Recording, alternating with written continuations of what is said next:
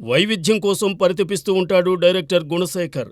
అందుకాయన తెరకెక్కించిన చిత్రాలే నిదర్శనం. తొలి చిత్రం లాఠీ మొదలు మొన్నటి శాకుంతలం దాకా తన సినిమాలతో ఏదో వెరైటీ చూపించాలనే తపించాడు గుణశేఖర్. తాజాగా యుఫోరియా అనే యూత్ఫుల్ ఎంటర్టైనర్ను తెరకెక్కిస్తున్నాడు గుణశేఖర్. అందరూ కొత్తవారితో ఈ సినిమాను రూపొందించే ప్రయత్నం చేస్తున్నాడు గుణ.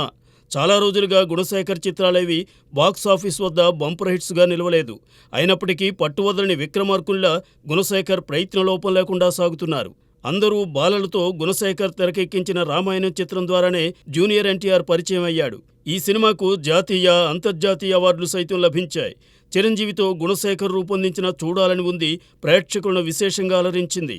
చూడాలని ఉంది గ్రాండ్ సక్సెస్ తరువాత గుణశేఖర్ వైపు అందరి చూపు సాగింది.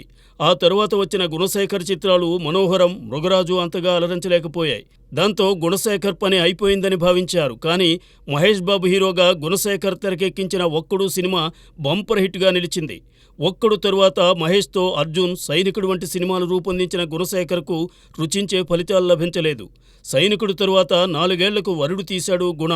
అది అలరించలేకపోయింది. రవితేజ్తో తీసిన నిప్పు ఆరంభంలోనే ఆరిపోయింది.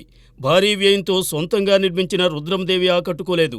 శాకుంతలం ఏమాత్రం మురిపించలేదు. ఈ నేపథ్యంలో యూఫోరియా రూపొందించే ప్రయత్నంలో ఉన్నాడు గుణశేఖర్. ఈ యూత్ఫుల్ మూవీతోనైనా గుణశేఖర్ ఓ భారీ విజయం సాధిస్తాడేమో చూద్దాం.